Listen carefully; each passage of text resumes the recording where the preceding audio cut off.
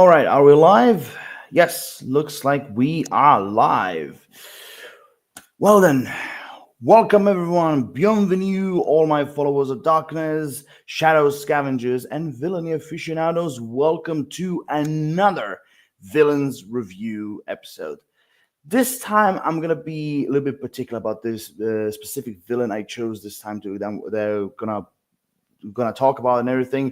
Kind of like one of my personal wishes that I had on my personal villainy wish list as well. So this time I'm going to talk about a certain villain by the name of Heraclio, or should I say Sir Heraclio, from a little anime movie called Justin and the Knights of Valor, basically. That was released in 2013. By the way, if you didn't check it out, you should. It's actually a very interesting, super fun time, movie. Have very interesting characters, stories, and most particularly a very interesting villain. So, without any further ado, let's begin. And by the way, before I do, if you want to check out my previous Villains Review Season 2 videos, it's all in the video description down below, alongside Season 1, if you're going to check out my previous past videos I did long time ago. But anyway, let's begin. So, as I said before, this time I'm going to talk about Sir Heraclio. Now, when it comes to the overall villain summary, who is basically Sir Heraclio? Like I said, he is the main villain of the Justin and the Knights of Valor anime movie.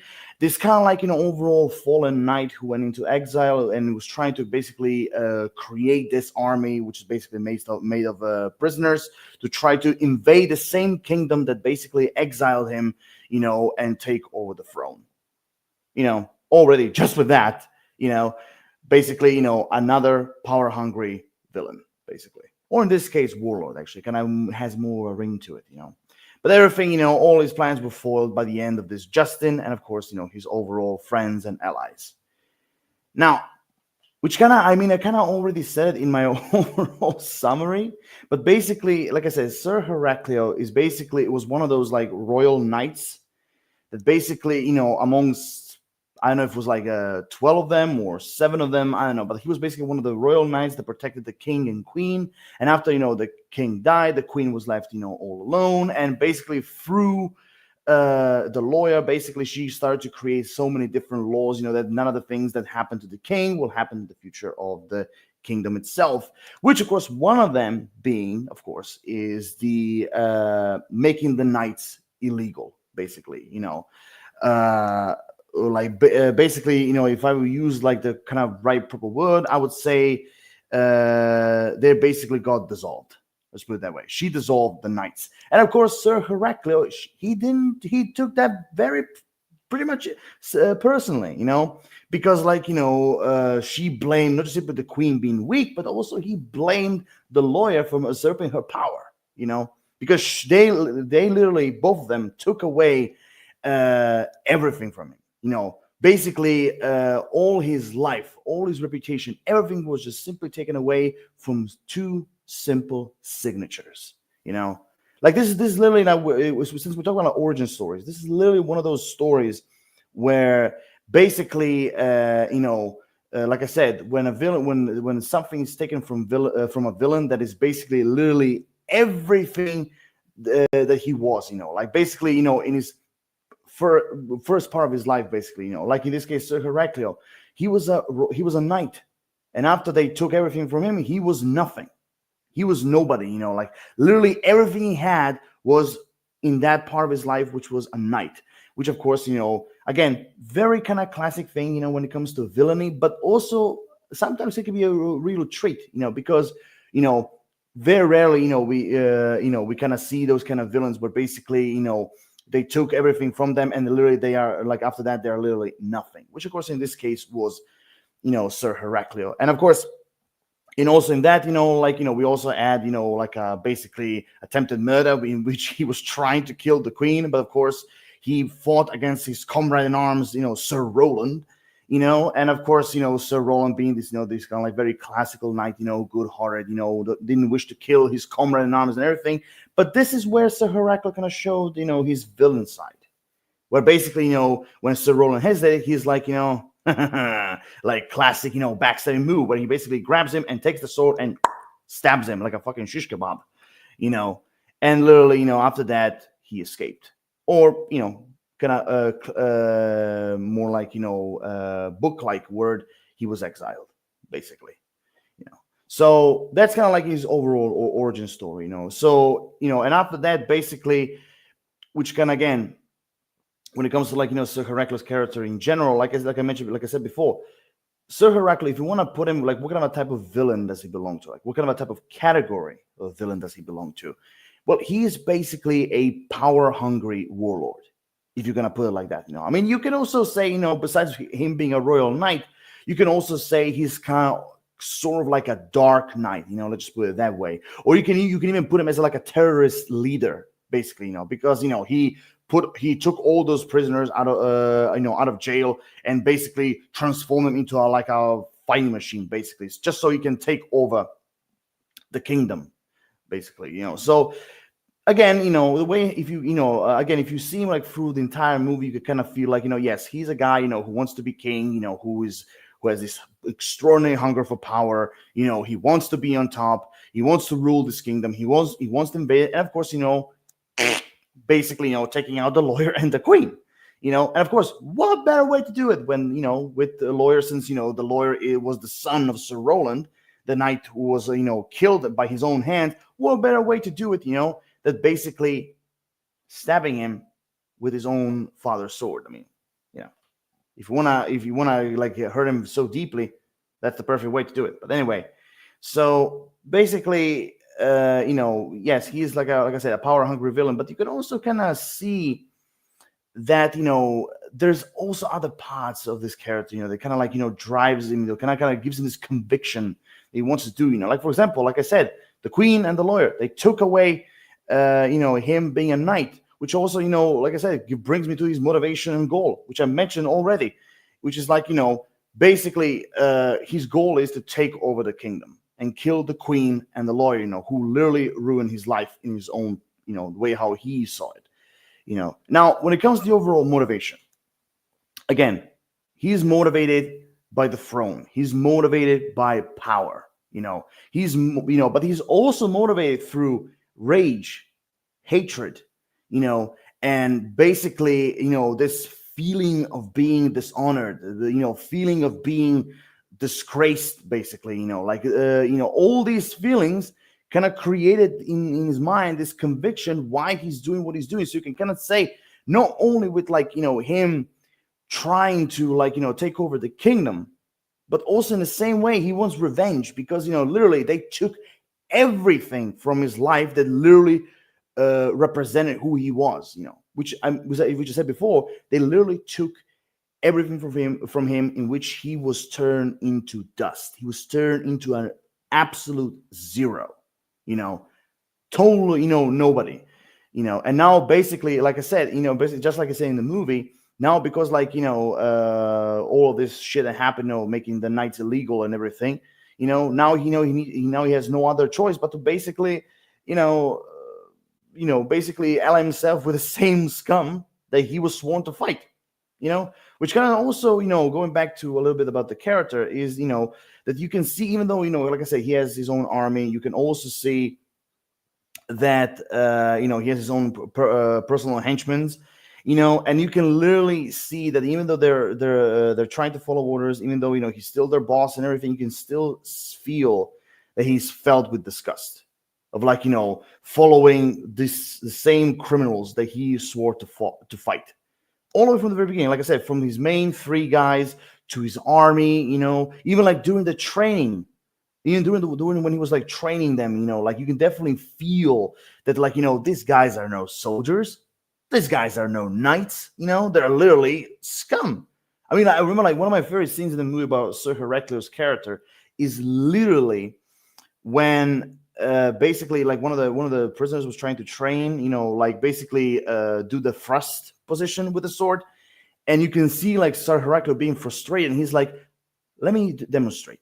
When I say thrust, I don't mean point or reach, I mean thrust, and of course he didn't thrust through him, he just simply basically thrust through his wine bottle, but you can definitely feel that frustration, and disgust that he had for this, for his overall army, because again, Heraclio, even though he's just a power hungry villain, you can definitely feel, he still has that honor, that sign of like respect, or should I say elements of respect and loyal and honor that usually medieval knights have.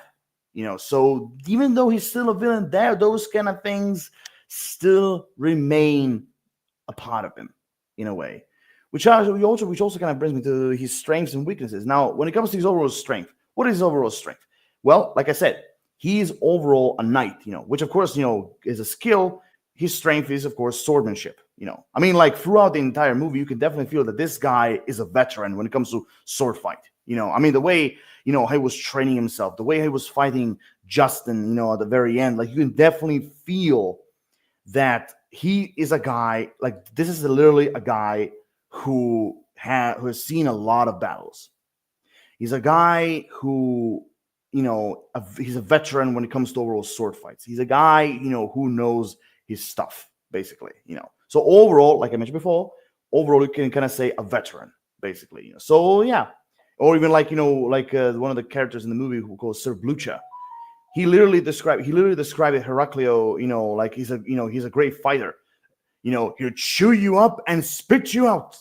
Because yeah, throughout the movie he did prove himself to be an extraordinary fighter. Especially for someone like Justin. Now, one of the things that will also add to his strength is literally the power of persuasion and also manipulation. Because like just the way, because especially the way how he manipulate his army. Kind of like getting their trust, gain their loyalty, basically. I mean, who wouldn't? I mean, literally, who wouldn't basically follow a former knight madman? Like, I mean, seriously, if you basically just simply shove someone a chest full of gold, I mean, boom, boom's your uncle. Of course, anyone will follow you if you if you do a thing like that. Because one of the things, because just like they say, money talks, money makes the world go around. Well, in their case, the gold talks, basically. The gold makes the world go around. Since we're talking about the medieval times, which again, which kind of proves, like, again, manipulation and also the power of persuasion. I think, like, I will add those of that as kind of like one of his strength when it comes to one of his strengths. Now, of course, him being a villain, of course, you have strengths and weaknesses. Now, what could be Sir Heraclio's weaknesses? Well, I'll tell you. Basically, his overall, also okay. There's another strength I want to mention, just quickly, basically, and that is he is able to read people like a book, literally. Not just simply the way I was kind of like trying to read Justin, but also there's another character in this movie, like also the most annoying character in the movie, voiced by Antonio Banderas, by the way, like called he called himself Sir Clorax, basically. And when he was trying to, like, when he brought the hostage, who was basically a rich girl whose family made money, but that's a story for another time. Basically, when he brought her to him, so Heraclio basically said, for a night, you really think too much about riches, And they was like, oh, but of course, you will take all that gold and give it to the needy, orphans and widows and poor people, basically a knight Robin Hood, so to speak. But the point is that even through all of that and all the excuses Sir Clorax gave, you can definitely feel, especially the way how Sir Heraclio at the end said, kill him. You can definitely feel like, that he already knew that this guy wasn't a knight. He was just simply someone who was basically trying to pretend to be a knight, who was trying to doing all this just for, for the money, money. Basically. So that's why, and again, that's why I will also add that he kind of can read people like a book, basically, because, the way how he was talking, especially the way how he fell into his trap when he said, now I remember, we met in the battle of, what was it called? Mirkwood, I think what he called it, or Birkwood. I'm not quite sure. Basically he mentioned a battle and he was like, oh, that's it. Yeah. And he was like, gotcha, bitch. I'm like, now I gotcha, you little lying piece of shit, And then literally he told these guys, kill him, And there you go. Now, again, going back to the weaknesses, what are Sir Heraclio's weaknesses? Now, that's actually kind of simple because, like I said, again, Sir Heraclio is written and created like a very traditional, classic, a little bit. I wouldn't say stereotypical, but I would say like a typical, type of villain, which is basically is first and foremost, he sometimes when you have a conviction can also be your ultimate downfall. Sometimes that hunger for power that you have is also can be a little bit of your downfall, basically. But so again, you can kind of say his overall conviction is kind of like one of his weaknesses, but also at the same time, he also has a bit of a like arrogance in his character. I can also add that he has a bit of an ego problem, especially basically with all this like former Night Glory that he's talking and everything, so kind of like I mean. No, I mean, like ever since when you become a villain, I think pride is already lost, all long gone. But basically, like I said, conviction, arrogance, ego. But those at the same time, one of the most classical weaknesses is, of course, uh, basically underestimating your enemies. And we already have a comment. Ooh, from Ryan. Well, here we go. Don't kill me, but I don't know this villain. Where is he from? Movie or series? Look forward to the stream tomorrow. Oh yeah, well, I cannot wait for the stream as well. By the way, anyone watching, tomorrow is the Shadow Council episode 3, and we're gonna talk about Christmas movies and TV shows. So if you have any time, check it out. Okay, so basically answering Ryan's question. Okay, so like I said before, Sir Heraclio is the main villain of a movie, not a TV show, a movie, a 3D anime movie called Justin and the Knights of Vela. So basically, if you never watched this movie, check it out. It's a very small independent animated movie that is done in the UK. Really super fun time, interesting characters. Very kind of like traditional humor and everything.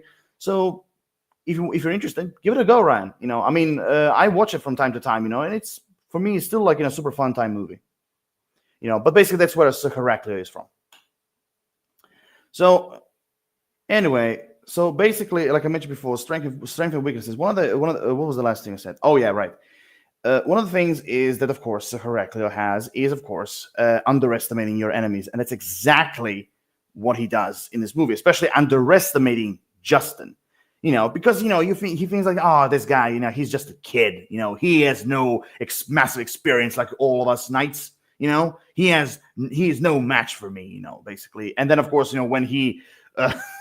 And then basically when he roll him over and everything, and the way how he grabbed the sword and basically throw him over the windmill, well, the wheel, kind of like, everything, you could kind of feel like, well, that same underestimation thing kind of is biting up his ass right now. And which like basically also takes a deep dive, which of course that's something that he did, taking a deep dive in the end. Very particular nasty fall.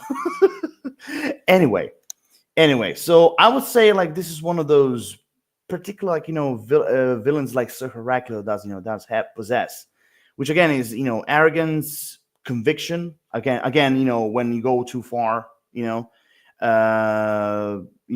underestimating your opponents, a little bit of ego. I wouldn't say too much, but I would say kind of like mid when it comes to like ego and everything. But I think that the one thing that hurt him the most is definitely, especially all the way to the end, is definitely the underestimating his opponent. Which again in this case was Justin. Oh, we have another comment. Oh, it's from good old FRC, the king of villains, but the hero of FRC Live.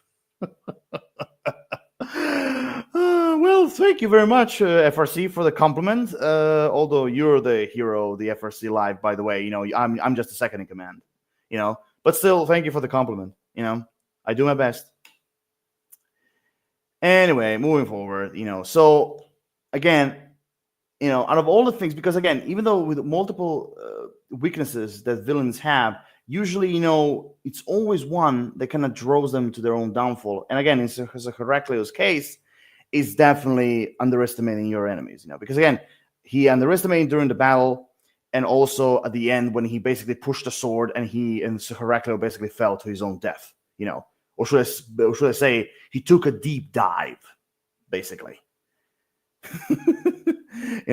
But also in the same time, one thing I will also add to his character is that during the fight, I can definitely feel like he earned, he kind of like started to respect Justin, especially when he was fighting, his three main men, where basically when he said, impressive, fight by my side, we both want the same thing, return the knights and all that, and also at the very end when when he literally he was disarmed and everything, Justin just simply pushed the sword towards him, or should I say, he slid the sword towards him, and Heraclio is like very honorable, which kind of again, which is kind of like one of those respect that kind of like goes like between knights, basically, because if you look at the medieval knights, it was always about respect, it was always about honor, between them, and so you kind of through that I can kind of sense, which kind of again a usual thing when a villain has a bit of like respect for the main hero, which again is happening with Sir Heraclio right here, right now. And I like that, especially the compliment he gave him, like, you fight well, just like him, which is basically Justin's grandfather, or AKA the lawyer's father, basically. So I like those kind of like, overall bits and pieces that we got, from his character, But again, in conclusion, when it comes to Heraclio, I mean, what else can I say? I mean, basically, he's a power-hungry warlord who you could kind of also say he's kind of like a terrorist leader who basically was exiled from the kingdom, basically not just simply of the crime of murder, but also, as back in those days, we kind of consider it as kind of like high treason, and basically, drawn for like revenge and anger and hatred, and also the hunger for power, for the throne, for the crown and everything, which kind of also you could kind of add is a bit of like an obsession, but again, very light obsession, not like a really big one, but like a light one, so overall, as an overall villain of Sir Heraclio, he is a very classic, typically written, traditional villain, which again, power-hungry villain, wants to conquer a kingdom, he wants to bring back the knights, he blames the queen and the lawyer because they took his entire life away from him. He became from a hero, he became a zero, no pun intended, and now basically he wants revenge, and and by doing that, basically taking away, killing the queen and taking the throne for himself, So overall, again, very, very classically written villain, especially if you look at like the medieval times, or in general. So if I have to give him a rating, again, he wasn't a bad villain, definitely not. But if I have to give him a rating out of 1 to 10 shadows, I will definitely go with 6.5 out of 10. I would say as an overall villain, his overall conviction, motivation, the character itself, the origin again, very simple, nothing like tragic, nothing like traumatic, or nothing deep in a way, just kind of like enough to understand him. But overall, with everything that we got, I would give him a solid 6.5 out of 10, which again, it's not a bad rating, which is usually a rating I would give to classic villains, which is definitely what Sir Heraclio was, And by the way, I just want to say, great voice acting from Mark Strong, by the way. I really like the guy, and the way how he was voicing Sir Heraclio, like he really brought the character to life. Just a little like, overall comment on my side. But overall, with all that being said, here comes an end to another Villains Review episode. And with all being said, I hope you guys enjoyed my overall review. Give me all personal, thoughts in the comment section down below when it comes to Sir Heraclio's character. What you think of him as a villain? Did you even watch the Justin and the Knights of Valor movie in general? Like I said, everything in the comment section down below. All the questions, all the thoughts, everything down. And also, one more time, if you want to watch more like Villains Review Season 2, videos, or Villains Review Season 1 that I did years and years ago, everything it's in the video description down below as well. With everything else, you guys know the drill. Comment, like, subscribe, the whole shabooey.